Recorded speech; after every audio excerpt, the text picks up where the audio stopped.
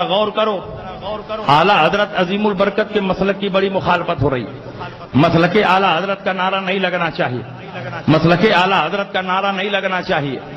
امام احمد رضا کی ذات وہ ہے کہ ابھی آپ پیدا نہیں ہوئے تھے کہ آپ کے پیدا ہونے سے 170 سال پہلے گجرات کی سرزمین پر آپ کی حقانیت کا اعلان ہو گیا اور مسلک اعلیٰ حضرت کی حقانیت کا اعلان ہو گیا۔ اٹھاؤ کتاب کا نام ہے شہنشاہ کاٹھیا واد۔ اس میں شہنشاہ کاٹھیا واد حضرت سید محمد صالح شیرازی قادری رحمت اللہ علیہ کے حالات لکھے ہوئے ہیں۔ گجرات میں ایک جگہ ہے راجکوٹ سے 120 کلومیٹر کی دوری پر ہے کلاریا شریف۔ کلاریا شریف میں اس دور میں ایک بڑی خانقاہ تھی، خانقاہ شیرازیہ، اور اس میں بہت بڑے عالم ربانی ولی کامل حضرت سید محمد صالح شیرازی قادری رحمت اللہ تعالی علیہ رہا کرتے تھے۔ دن میں کتاب و سنت کا درس دیتے، راتوں کو مصلی پر کھڑے ہو کر جب عبادت کرتے تو پوری رات اللہ کی عبادت میں صرف کر دیتے۔ ایک دن آپ اپنی خانقاہ میں بیٹھ کر بخاری شریف کا درس دے رہے ہیں، بخاری شریف پڑھا رہے ہیں، پڑھاتے پڑھاتے ایک حدیث آئی، آپ نے فرمایا اس حدیث سے ثابت ہوتا ہے کہ حضور علیہ السلام غیب جانتے ہیں، اور پھر آپ نے علم غیب کے موضوع پر بہت ساری حدیثیں پیش فرمائی۔ جب علم غیب کے موضوع پر حدیثیں پیش کر رہے تھے، اچانک ان کی آنکھ لگ گئی، سر پکڑ کر بیٹھ گئے، چہرے پر حزن و ملال طاری ہوا، اور کچھ ہی دیر کے بعد چہرہ گلاب کے پھول کی طرح کھلا ہوا ہے۔ فرماتے ہیں سبحان اللہ، ماشاء اللہ، الحمدللہ۔ طلبہ نے کہا حضور معاملہ کیا ہے، ہمیں سمجھ میں نہیں آیا، آپ تو بخاری شریف پڑھا رہے تھے، علم غیب پر حدیثیں پیش کر رہے تھے، پھر اچانک سر پکڑ کر بیٹھ گئے، آپ کے چہرے پر حزن و ملال طاری ہو گیا، لیکن کچھ ہی دیر کے بعد چہرہ کھل گیا، اور آپ فرما رہے ہیں سبحان اللہ، ماشاء اللہ، الحمدللہ۔ تو سید محمد صالح شیرازی فرماتے ہیں کہ جب علم غیب کے موضوع پر حدیثیں پیش کر رہا تھا،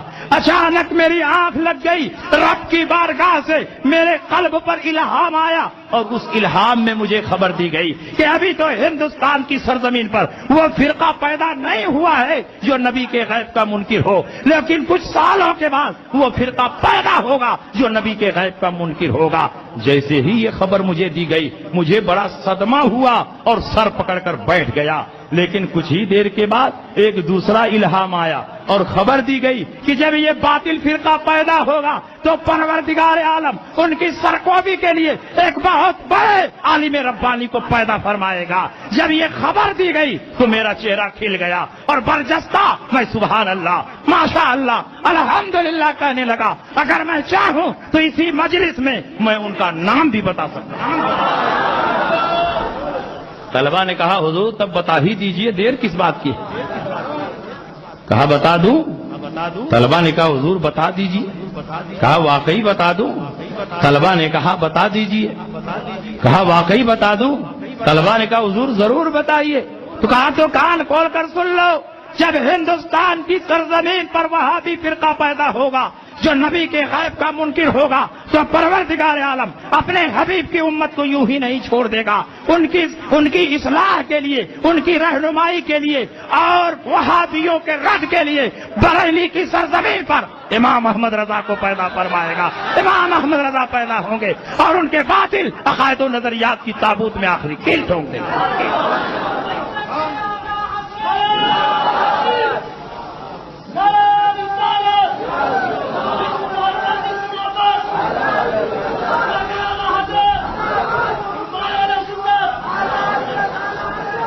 اور فرمایا سن لو میرے جتنے مریدین ہیں، معتقدین ہیں، میرے جتنے بچے ہیں وہ سب کان کھول کر سن لیں، اور بعد والوں کو میرا پیغام پہنچا دیں جو اس وقت نہیں رہیں گے۔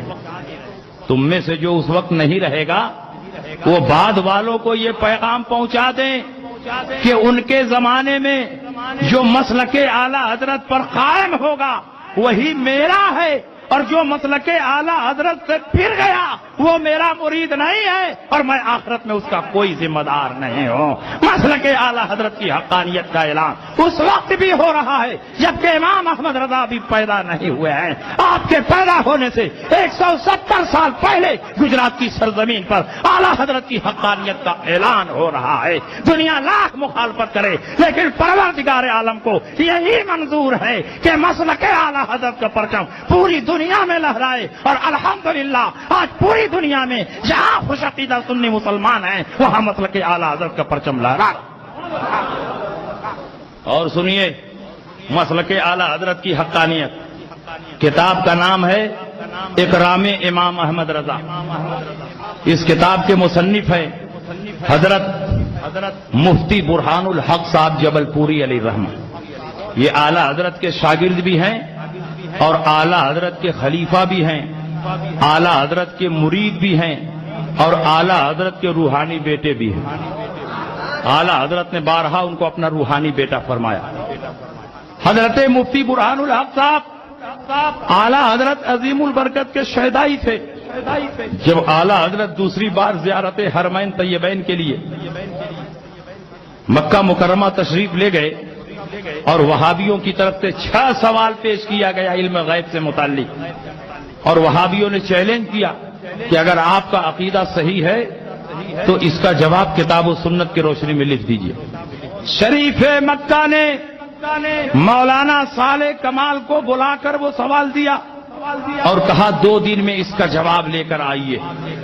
حضرت مولانا صالح کمال وہ سوال لے کر اپنے گھر گئے اور آپ کے گھر پر شام کو میلاد کی محفل ہو رہی تھی، اور اسی محفل میں بہت سارے علماء بیٹھے ہوئے تھے۔ اعلیٰ حضرت امام احمد رضا قدس سرہ کو پتا چلا کہ وہابیوں کی طرف سے علم غیب مصطفیٰ پر 6 سوالات آئے ہیں۔ امام احمد رضا کا قلم علم مصطفیٰ پر لکھنے کے لیے بے چین ہو گیا۔ اعلیٰ حضرت مولانا صالح کمال کے گھر پہنچے، میلاد کی محفل چل رہی تھی۔ مولانا صالح کمال نے آپ کا استقبال کیا اور کہا حضور جب آپ آ ہی گئے ہیں تو کچھ دیر تقریر فرما دیجئے۔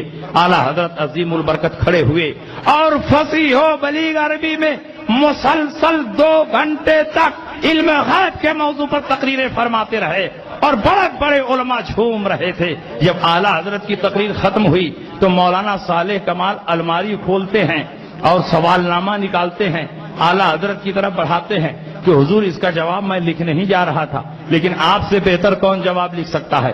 جو تقریر آپ نے فرمائی ہے اسی کو لکھ دیں، جواب تیار ہو جائے گا۔ اعلیٰ حضرت نے فرمایا کہ جب علم غیب مصطفیٰ پر احمد رضا کا قلم چلے گا تو پوری تفصیل کے ساتھ لکھا جائے گا۔ انہوں نے کہا تفصیل کا موقع نہیں، ٹائم بہت کم ہے، 2 دن کے اندر شریف مکہ کے دربار میں یہ کتاب پیش کرنی ہے۔